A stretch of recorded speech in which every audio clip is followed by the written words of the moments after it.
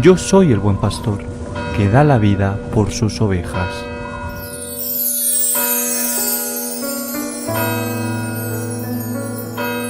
En aquel tiempo dijo Jesús a sus discípulos: Habéis oído que se os dijo, ojo por ojo y diente por diente. Pero yo os digo, no hagáis frente al que os agravia. Al contrario, si uno te abofetea en la mejilla derecha, preséntale la otra. Al que quiera ponerte pleito para quitarte la túnica, dale también el manto. A quien te requiera para caminar una milla, acompáñale 2.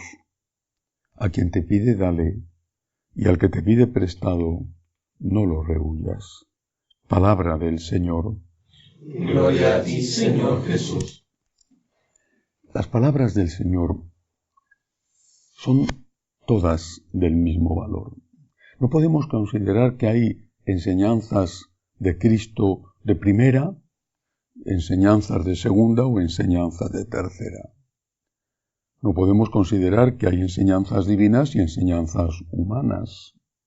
Esto se debate en los primeros siglos de la Iglesia, cuando los teólogos, los padres de la Iglesia y los herejes tienen opiniones enfrentadas acerca de la persona de Cristo y de la doble naturaleza de Jesús, humano y divino. Cuando hablaba como hombre y por lo tanto se podía dejar de lado esa enseñanza, y cuando hablaba como Dios y esa enseñanza era eterna, esa enseñanza era intocable, se tardó mucho en llegar a una conclusión. No era fácil decidirlo, dirimirlo, y de ahí de hecho surgieron diversas herejías que terminaron en algunas iglesias, algunas de las cuales aún subsisten. Una sola persona, la segunda persona de la Santísima Trinidad, existente desde siempre, no creado, pero a la vez era hombre. Como persona divina tenía naturaleza divina, como persona humana debía de tener naturaleza humana. ¿Qué relación había entre ambas? ¿Era una relación del hombre a Dios insignificante? Lo dicen los monofisitas, lo dicen, por ejemplo, algunos de los monofisitas actuales, como los coptos de Egipto. No niegan la existencia de la naturaleza humana, pero dicen que es como una gota de agua que se disuelve en el mar, es decir, como si no existiera. Pero otros, en cambio, subrayan que las dos naturalezas tienen su vida propia, su voluntad propia. La Iglesia llega a la conclusión, Concilio de Calcedonia, de que efectivamente hay dos naturalezas, efectivamente con su voluntad propia. Otra herejía, el monotelismo, dice que hay una sola voluntad, bueno, con dos voluntades, dos naturalezas, cada una con su voluntad, pero la voluntad humana está sometida en todo, voluntariamente, en aquello que es necesario para la salvación, a la voluntad divina. Por lo tanto, podemos afirmar, esta es nuestra fe, que todo lo que enseña Jesús es palabra de Dios, es palabra del Señor. Si Jesús hubiera enseñado una receta culinaria, pues podríamos decir que eso no estaba de cara a la salvación, no era una enseñanza ligada a la salvación. En el Evangelio no se recogen ni recetas culinarias ni aficiones deportivas de Jesucristo. No sé si entonces había ya clubes deportivos de fútbol, desde luego no. En todo lo que hace referencia a la salvación, la voluntad humana de Jesús está voluntariamente sometida a la voluntad divina y por tanto todo es enseñanza de Dios.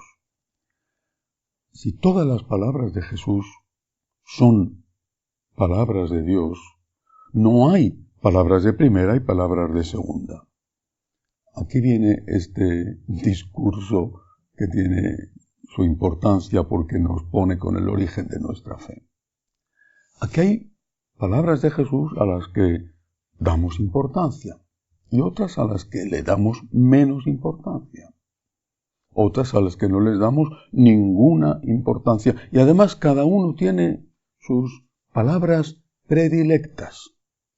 Y así, la Iglesia liberal, por ejemplo, va a insistir mucho en: he tenido hambre, me habéis dado de comer, id benditos de mi Padre; no he tenido hambre, no me habéis dado de comer, id malditos de mi Padre. Bien. Y la Iglesia conservadora va a insistir mucho en la necesidad de comulgar en gracia de Dios. Ambas son palabras de Jesús. Ambas son enseñanzas de Cristo. No podemos decir que comulgar en gracia de Dios sea más importante que dar de comer al hambriento, o que dar de comer al hambriento sea más importante que comulgar en gracia de Dios.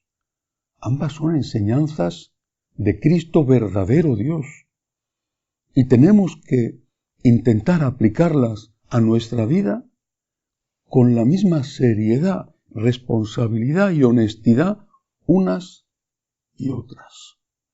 Y ahí es donde viene el Evangelio de hoy.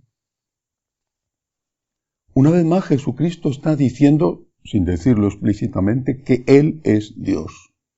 Está cambiando la ley dada por Moisés. Habéis oído que se os dijo: ojo por ojo y diente por diente, pero yo os digo. Está cambiando la ley. Y la está cambiando para hacerla más exigente, no para hacerla menos exigente, sino más exigente. Y la está cambiando yendo en contra de la costumbre e incluso de la ley judía, que permite la venganza y que la tiene estipulada, establecida, medida, ojo por ojo, diente por diente. No te pases. Si te han dado un golpe no puedes dar dos, pero uno sí puedes dar. Está cambiando la ley. Está introduciendo algo que es extraordinariamente difícil y que tiene, por ser palabra de Dios, tiene el mismo rango de importancia. No es una enseñanza secundaria. Tiene el mismo rango de importancia, no más y tampoco menos, que la necesidad de comulgar en gracia de Dios y no en pecado mortal, o que dar de comer al hambriento. El perdón llegado al extremo de poner la otra mejilla, es un mandato de Jesús. Difícil mandato de Jesús, es verdad. Es cierto. También habrá otras cosas que a uno le cuesten más y a otro le cuesten menos. La fidelidad en el matrimonio a uno le resultará muy difícil de cumplir. Pero es un mandato de Jesús. Ni siquiera es un consejo de Jesús, sino que es un mandato. Y es algo que Él cumple. Por ejemplo, cuando está en la cruz, que pide perdón a Dios para sus enemigos. ¿Qué podemos hacer? Cuando nos encontramos con algo que el Señor manda y que es difícil, la tentación del demonio es echarle agua a ese vino, rebajar las exigencias, multiplicar las exenciones, las circunstancias que palían esas exigencias. Lo que tenemos que hacer, por el contrario, es pedir ayuda. Pedir ayuda a Dios. Pedir su fuerza, su gracia, reconocer: Señor, me cuesta muchísimo perdonar a esta persona. Me cuesta muchísimo. Es algo insuperable para mí. No puedo. Pero tú, Señor, sí puedes. Ayúdame. Ayúdame.